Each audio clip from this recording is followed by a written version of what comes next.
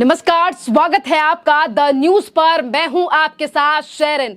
मोदी 3.0 की सरकार बनते ही भ्रष्टाचारियों के ऊपर गिरेंगे बादल और आएगी कयामत। जी हां, दरअसल आपके लिए बता दें कि जहां एक तरफ मोदी 3.0 की सरकार बनने जा रही है, तो इसी के साथ बिहार के नेता यानी कि लालू यादव भी जा सकते हैं मोदी सरकार बनते ही जेल। जी हां, दरअसल आपके लिए बता दें कि जमीन के बदले नौकरी मामले में फिर एक बार बढ़ गई हैं लालू यादव की मुश्किलें और लालू यादव के खिलाफ राउज एवेन्यू कोर्ट में सीबीआई ने दर्ज कर दी है चार्जशीट।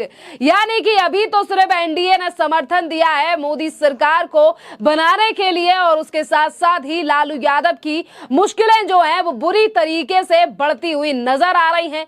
एक तरफ तेजस्वी यादव जिस इंडी गठबंधन के हिस्सा है, वो गठबंधन लगातार कह रहा है कि अभी हमारी सरकार भी बन सकती है, तो वहीं दूसरी तरफ इंडी गठबंधन के तमाम ऐसे नेता जिनके ऊपर चल रहे हैं भ्रष्टाचार के मामले, वो फिर एक बार तेज होते हुए दिखाई दे रहे हैं। जी हां, सीबीआई ने नौकरी के बदले जमीन मामले पर जो है वो चार्जशीट दाखिल की है और इस पूरे मामले को लेकर 78 लोगों को आरोपी जो है वो सीबीआई के द्वारा बनाया गया है। जी हां, आज सीबीआई ने ये चार्जशीट जो है वो न्यायाधीश विशाल गोगले ने कोर्ट में दाखिल कर दी है, जिसमें लालू प्रसाद और इसी के साथ 78 लोगों को आरोपी बनाया गया है। इसी के साथ सीबीआई ने कहा कि 38 कैंडिडेट्स हैं, इसके अलावा कुछ अधिकारी भी इस पूरे मामले में शामिल हैं। इसी के साथ सीबीआई ने कहा है कि सैंक्शन का इंतजार है और अगली सुनवाई जो है वो इस पूरे मामले पर अगले महीने यानी कि 6 जुलाई को होनी है और अगर कोर्ट की तरफ से सैंक्शन दिया जाता है सीबीआई को, तो जाहिर है कि लालू यादव की मुश्किलें फिर एक बार इस पूरे मामले पर बढ़ने वाली हैं, क्योंकि चारा घोटाले में कई सालों तक जेल में रहने वाले लालू यादव की अब इस घोटाले को लेकर मुश्किलें बढ़ सकती हैं। जिस तरीके से सीबीआई काफी ज्यादा इस मामले में एक्टिव दिखाई दे रही है। आपके लिए बता दें कि इस पूरे मामले को लेकर आज कोर्ट ने भी जो है वो काफी ज्यादा नाराजगी जताई थी। दरअसल आज सीबीआई ने लैंड फॉर जॉब मामले में लालू प्रसाद यादव और अन्य आरोपियों के खिलाफ जो है वो चार्जशीट दाखिल किया है। सीबीआई ने ये चार्जशीट जो है वो सेशन जज विशाल गोगले की कोर्ट में जो है वो लालू प्रसाद सहित और अन्यों के खिलाफ जो है ये चार्जशीट दाखिल की गई है। सीबीआई ने कहा है कि 48 कैंडिडेट हैं और तमाम जो लोग हैं उनके खिलाफ जानकारी होनी चाहिए और इन पर ज्यादा से ज्यादा जो है वो हम और सबूत जो है वो जुटाने की कोशिश कर रहे हैं। और इसी पर आपके लिए बता दें कि जहां एक तरफ लालू यादव जो ये कह रहे थे कि मोदी तो हमारे सामने नहीं टिकेगा या मोदी को उखाड़ फेंकेंगे, पर ऐसा लग रहा है कि 3.0 यानी कि मोदी सरकार बनते ही कई ऐसे मामले खुलने वाले हैं जिससे लालू यादव समेत कई और ऐसे बड़े नेता हैं जिनके ऊपर कार्रवाई होना लाजमी है। क्योंकि पहले जब मामले चल रहे थे तो कहा जा रहा था कि लोकसभा के चुनाव हैं, पर अब लोकसभा के चुनाव समाप्त हो चुके हैं, रिजल्ट आ चुका है, फिर एक बार सत्ता में काबिज होने वाली है एनडीए सरकार यानी कि मोदी सरकार, जिसके बाद लालू यादव की ये मुश्किलें बढ़ती हुई नजर आ रही हैं। अगर इस पूरे घोटाले की बात करें तो ये 2004 से 2009 के बीच का घोटाला है, जब लालू यादव रेल मंत्री हुआ करते थे और लालू यादव के ऊपर यह आरोप लगा हुआ है कि लालू यादव ने पद पर रहते हुए अपने परिवार को जमीन दिलाई है। जिन लोगों को नौकरियों की जरूरत थी, जो काबिल भी नहीं थे, उन्हें भी नौकरियां दिला दी थी सिर्फ इसीलिए क्योंकि उन लोगों ने अपनी प्रॉपर्टी जमीन जो है वो लालू यादव के परिवार के नाम कर दी थी और इसीलिए उन लोगों की भर्ती जो है वो रेलवे में कराई गई थी 2004 से 2009 के बीच। और इस पूरे मामले पर कई साल से जो है वो छानबीन एजेंसी के द्वारा की जा रही है। खैर, अगर हम बात करें एनडीए की सरकार की और रेल मंत्रालय की, तो देखिए रेल मंत्रालय को लेकर जेडीयू की जो नेता है मोहन आनंद, आज उनका भी बयान सामने आया है और उन्होंने कहा है कि रेल मंत्रालय, जैसे कि अभी नीतीश कुमार ने आज कह दिया कि वो एनडीए के साथ हैं, प्रधानमंत्री मोदी के साथ हैं, और इसी के साथ आनंद मोहन जो कि जेडीयू के नेता हैं वो ये कह रहे हैं कि रेल मंत्रालय अगर बिहार के हिस्से में आता जाता है तो ये बहुत बड़ी बात रहेगी, बहुत अच्छी बात रहेगी, क्योंकि शुरुआत से ही रेल मंत्रालय जो है वो बिहार के हिस्से में ही आया है और इसी के साथ उन्होंने ये मांग की है कि बिहार को एक विशेष राज्य का दर्जा भी मिलना चाहिए। सुनिए आखिरकार इसके साथ और क्या कह रहे हैं मोहन आनंद। कुछ एजेंडा है डिस्कशन में? वो तो जो पार्लियामेंटी पार्टी की बैठक है ना, हम तो बाहर के लोग हैं, मैं क्या बता सकता। हाँ। ये तो जो अंदर बातें हो रही है वो जानेंगे, वो लोग निकलेंगे तो बात करेंगे। कितनी कैबिनेट सीट्स की आप लोग डिमांड कर रहे हैं जेडीयू की? ये तो आप मुख्यमंत्री जी जाने और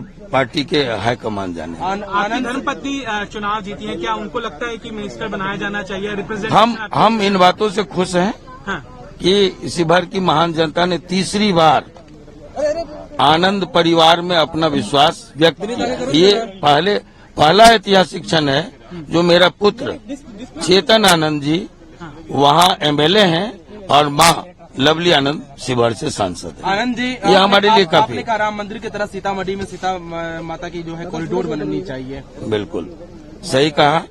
अब और उपेक्षा नहीं, सदियों से माँ जानकी की उपेक्षा होती रही। हर बार अग्नि परीक्षा हम ही ने दी, मिथिलांचल ने दिया, मिथिलांचल की बेटी जानकी ने दी।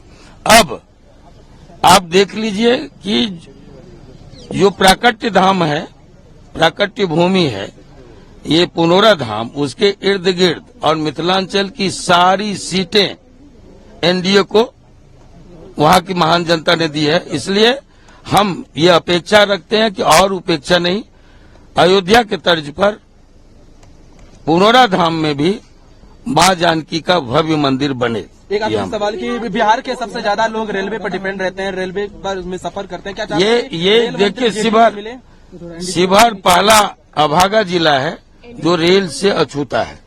अभी भी हमारे समय में जब रामविलास जी थे, मैं एमपी था, तो हमने कोशिश की थी और सर्वे का ऑर्डर हुआ था, 5 लाख रुपए स्वीकृत हुए थे और वो आज तक अधूरा है, ये 25 वर्षों बाद भी। इसलिए हमारी प्राथमिकता होगी कि रेल लाइन वहां पहुंचे। रेल मंत्री जेडीयू कोटे से बने आप चाहते हैं तो बिहार को सब चाहेगा, हर पार्टी की कामना होती है अच्छा मंत्रालय मिले।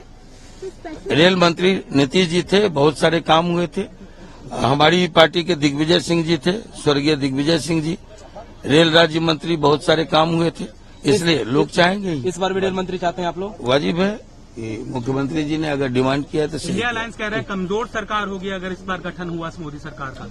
अब इंडिया अलायंस क्या कहती है उन लोगों से पूछिए। चलिए हो गया, चलिए। देखिए मोहन आनंद तो एक तरफ एनडीए की तारीफ भी कर रहे हैं कि सरकार बन चुकी है, तो वहीं दूसरी तरफ एनडीए की सरकार बनने के बाद अब बौखलाहट भी सामने आई है कांग्रेस के नेता पवन खेड़ा की। देखिए पवन खेड़ा आखिरकार क्या कह रहे हैं प्रधानमंत्री मोदी और इसी के साथ 3.0 की सरकार को लेकर, और इसी के साथ आज जो एनडीए की बैठक हुई है उस पर क्या कहना है पवन खेड़ा का। बीजेपी की तो बैठक होने नहीं दी प्रधानमंत्री ने, क्यों डरते थे कि कोई और नहीं चुन लिया जाए?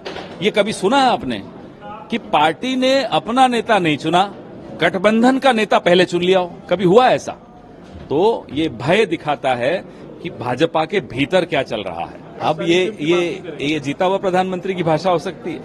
अरे इतनी मुश्किल से संघर्ष करते हुए आप यहां तक पहुंचे हो, नीतीश डिपेंडेंट अलायंस एनडीए या नायडू डिपेंडेंट अलायंस एनडीए पर आप निर्भर हो, 2 बैसाखियां लेकर चल रहे हो, अब भी marathon.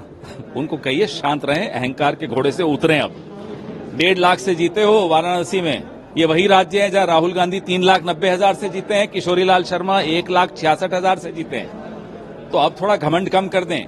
17 member of the cabinet, 17 मंत्री हार चुके हैं।